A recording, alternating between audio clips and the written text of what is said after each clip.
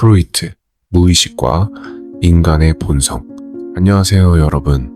오늘은 현대 심리학의 아버지로 불리는 지그문트 프로이트의 무의식 이론과 인간 본성에 대해 깊이 탐구하려 합니다. 프로이트의 사상은 20세기 초 서구 학문과 문화에 혁명적인 변화를 가져왔으며 오늘날에도 인간의 마음과 행동을 이해하는 데 중요한 통찰을 제공합니다. 이 대본에서는 프로이트의 무의식, 이론의 기원, 철학적 함해, 현대적 적용, 그리고 비판적 논쟁까지 다층적으로 분석하며 여러분에게 심리학과 철학의 교차점을 성찰할 기회를 드리고자 합니다. 자, 긴 여정에 함께 나서볼까요? 서론, 프로이트와 무의식 이론의 역사적 배경. 지그문트 프로이트 1856-1939는 오스트리아의 신경학자이자 정신분석학의 창시자로 인간의 마음을 체계적으로 탐구한 최초의 학자 중 한 명으로 평가됩니다. 19세기 말 유럽은 과학적 합리주의와 산업혁명으로 급격한 변화를 겪고 있었습니다. 하지만 이런 진보 속에서도 인간의 비이성적 행동과 정신적 고통에 대한 설명은 부족했습니다. 프로이트는 이러한 공백을 메우기 위해 정신분석학을 창안하며 인간의 행동이 무의식에 의해 지배된다는 대담한 주장을 펼쳤습니다. 프로이트의 무의식 이론은 단순히 심리학적 도구에 그치지 않고 철학, 문학, 예술, 사회 이론에 걸쳐 광범위한 영향을 미쳤습니다. 그는 인간의 본성을 본능적 욕망과 억압의 상호작용으로 정의하며 기존의 합리적 인간관을 뒤흔들었습니다. 그러나 그의 이론은 성적 욕망에 대한 과도한 강조, 과학적 엄밀성 부족 등의 이유로 비판도 받아왔죠. 이번 탐구에서는 프로이트의 이론을 심층적으로 분석하고 현대사회에서의 의미와 한계를 철저히 검토하겠습니다. 본론 1. 프로이트의 무의식 구조와 동역학. 프로이트의 무의식 이론은 그의 정신 구조 모델과 동역학 이론에서 시작됩니다. 그는 인간의 마음을 세 가지 층위로 나누었어요. 첫째 의식, 컨시우스는 우리가 즉각적으로 인지하는 생각과 감정입니다. 둘째, 전의식, 프리컨셔스는 기억 속에 잠재되어 있지만 필요하면 떠올릴 수 있는 영역이에요. 셋째, 무의식, unconscious는 우리가 전혀 인지하지 못하는 영역으로 억압된 욕망, 기억, 충동이 숨어 있습니다. 프로이트는 무의식이 인간 행동의 가장 강력한 동인이라고 보았습니다. 그는 무의식을 끌어오르는 욕망의 용광로로 비유하며 특히 성적 욕망 리비도가 공격성이 그 핵심에 있다고 주장했죠. 예를 들어 우리가 이유 없이 화를 내거나 불안감을 느끼는 경우 이는 무의식 속 억압된 감정이 표출된 결과일 수 있습니다. 이러한 무의식의 작용을 이해하기 위해 프로이트는 정신구조를 이드, 아이디에고, 이고, 슈퍼에고, 슈퍼이고로 나누었습니다. 이드는 본능적 욕망의 저장소로 쾌락, 원칙에 따라 작동합니다. 에고는 현실 원칙에 따라 이드와 슈퍼에고를 조율하며 합리적 판단을 담당하죠. 슈퍼에고는 도덕적 규범과 양심을 대표하며 사회적 규범을 내면화한 역할을 합니다. 이 세 요소는 끊임없이 갈등하며 인간의 행동과 심리적 긴장을 만들어냅니다. 프로이트는 이러한 갈등이 인간 본성의 핵심에 있다고 보았습니다. 그는 꿈의 해석, 1900에서 꿈을 무의식으로 가는 왕도로 규정하며 꿈 분석을 통해 억압된 욕망을 이해할 수 있다고 했어요. 예를 들어 꿈에서 반복적으로 나오는 특정 이미지는 무의식 속 억압된 충동을 상징할 수 있습니다. 또한 실험 프로이트식 실수이나 농담도 무의식의 단서를 드러낸다고 보았죠. 이러한 접근은 인간의 비이성적 측면을 체계적으로 분석한 최초의 시도로 평가됩니다. 본론 2. 인간 본성에 대한 프로이트의 관점. 본능과 억압. 프로이트는 인간 본성을 본능적 욕망과 사회적 억압의 상호작용으로 정의했습니다. 그는 인간의 두 가지 주요 본능으로 에로스, 이로스 생의 본능과 타나토스 죽음의 본능을 제시했어요. 에로스는 생존, 성적 욕망, 사랑을 추구하는 힘으로 리비도라는 에너지로 표현됩니다. 반면 타나토스는 파괴와 죽음을 향한 충동으로 공격성과 자기 파괴적 행동의 근원입니다. 이 본능들은 사회적 규범과 충돌하며 억압됩니다.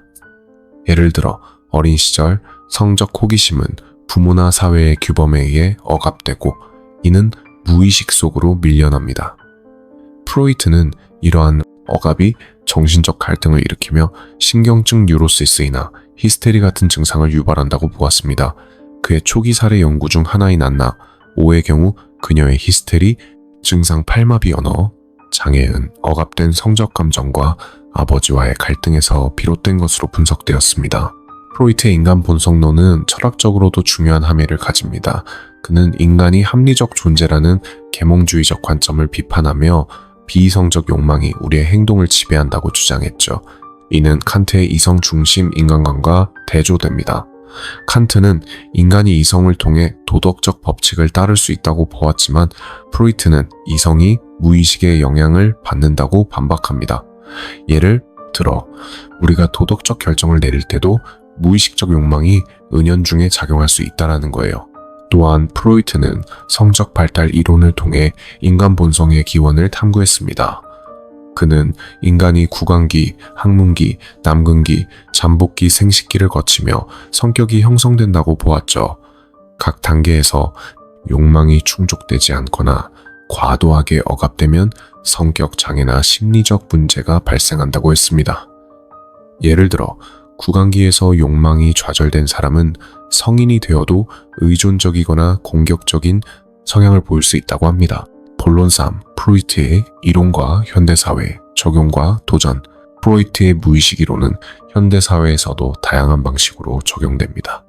첫째, 심리치료 분야에서 그의 정신분석학은 여전히 중요한 기여를 하고 있습니다. 현대 정신분석은 프로이트의 원형을 변형하여 환자의 무의식적 갈등을 탐구하는 데 초점을 맞춥니다. 예를 들어 트라우마 치료에서 환자의 억압된 기억을 분석하는 기법은 프로이트의 영향을 받았죠. 둘째, 문화와 예술에서도 프로이트의 흔적이 뚜렷합니다. 20세기 초 초현실주의 화가 살바도르 달리는 꿈과 무의식을 주제로 한 작품을 통해 프로이트의 영향을 반영했습니다. 그의 작품 기억의 지속에서 흐르는 시계는 시간과 무의식의 유동성을 상징하죠. 또한 문학에서는 제임스 조이스의 율리시스처럼 무의식의 흐름을 묘사한 소설이 프로이트의 영향을 받았습니다. 현대 사회의 심리적 문제에도 프로이트의 통찰이 유효합니다. 2023년 기준 전 세계적으로 정신 건강 문제가 급증하고 있어요.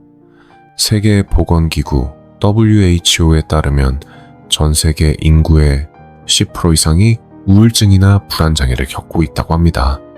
프로이트라면 이러한 문제를 무의식 속 억압된 갈등으로 설명할 수 있습니다. 예를 들어 소셜미디어의 과도한 비교, 문화는 무의식적 열등감을 유발하며 이는 불안과 우울로 이어질 수 있어요. 하지만 현대사회에서 프로이트의 이론은 새로운 도전에 직면해 있습니다. 첫째, 기술의 발전입니다. AI와 뇌과학은 인간의 마음을 뉴런과 데이터로 설명하려 하며 프로이트의 비과학적 접근을 비판합니다. 예를 들어 뇌 스캔 기술, MRI는 감정과 행동의 신경학적 기제를 밝혀내지만 프로이트의 무의식 개념은 실증적으로 검증하기 어렵습니다. 둘째, 현대심리학은 행동주의와 인지주의로 발전하며 프로이트의 성적 욕망 중심 이론을 비판합니다. 인지행동치료, CBT는 무의식 탐구보다 현재의 사고 패턴을 교정하는 데 초점을 맞추며 더 실질적인 결과를 보여줍니다. 예를 들어 불안장애 치료에서 CBT는 12주 이내에 60% 이상의 환자에게 효과를 보였지만 정신분석은 수년이 걸릴 수 있습니다. 셋째, 사회적 변화도 도전 요인입니다. 프로이트는 성적 욕망을 인간 본성의 핵심으로 보았지만 현대 사회는 젠더와 섹슈얼리티의 스펙트럼을 더 넓게 인정합니다. 그의 이론은 다소 남성 중심적이고 이성의 중심적이어서 현대 페미니즘과 퀴어 이론과의 충돌이 발생합니다. 예를 들어 페미니스트 철학자 주디스 버틀러는 프로이트의 성적 발달 이론이 젠더 유범을 강화한다고 비판했죠. 본론 4. 철학적 함의와 비판적 검토. 프로이트의 무의식 이론은 철학적으로도 중요한 질문을 던집니다. 첫째, 인간의 자유의지 문제입니다. 프로이트는 인간이 무의식에 의해 지배된다고 보았기 때문에 자유의지에 대한 전통적 관점을 뒤흔들었습니다. 이는 데카르트의 나는 생각한다고로 존재한다와 대립합니다. 데카르트는 이성을 통해 자유를 보장받는다고 보았지만 프로이트는 이성이 무의식의 영향을 받는다고 반박합니다. 예를 들어 우리가 도덕적 선택을 한다고 믿어도 그 이면에 무의식적 욕망이 작용할 수 있다는 거예요. 둘째, 프로이트는 인간 본성에 대한 비관적 관점을 제시합니다. 그는 인간이 본질적으로 본능적이고 비이성적이라고 보았죠. 이는 계몽주의의 낙관적 인간관과 충돌합니다. 루소는 인간이 본래 선하다고 보았지만 프로이트는 인간의 본성이 성적 욕망과 공격성으로 가득하다고 주장합니다. 이런 관점은 현대 철학에서도 논쟁의 여지를 남깁니다. 비판적 검토를 해보면 프로이트의 이론은 과학적 엄밀성에서 한계가 있습니다. 그의 연구는 주로 사례 연구에 의존했으며 실증적 데이터가 부족합니다. 예를 들어 안나우 사례는 프로이트의 이론을 뒷받침하지만 표본 크기가 작아 일반화하기 어렵습니다. 또한 그는 자신의 환자 경험을 과도하게 이론화했다는 비판을 받습니다. 철학자 칼 포퍼는 프로이트의 이론이 반증 불가능하다고 비판하며 과학적 이론으로 보기 어렵다고 주장했죠. 또한 프로이트의 성중심적 접근은 현대적 관점에서 한계를 드러냅니다. 그의 오이디푸스 콤플렉스 이론은 남아가 아버지를 경쟁자로 보고 어머니를 욕망한다고 보지만 이는 문화적 보편성이 부족합니다. 예를 들어 동아시아 문화에서는 가족 구조와 권력 관계가 달라 이런 이론이 잘 맞지 않을 수 있습니다. 현대 심리학자 조던 피터스는 프로이트의 통찰을 인정하면서도 그의 이론을 현대적 맥락에서 재해석해야 한다고 주장합니다. 본론 5. 현대 한국 사회에서의 프로이트적 통찰. 한국 사회에서 프로이트의 무의식 이론은 어떻게 적용될까요? 2025년 한국은 빠른 경제 성장과 기술 발전을 이루었지만 동시에 정신건강 문제가 심각합니다.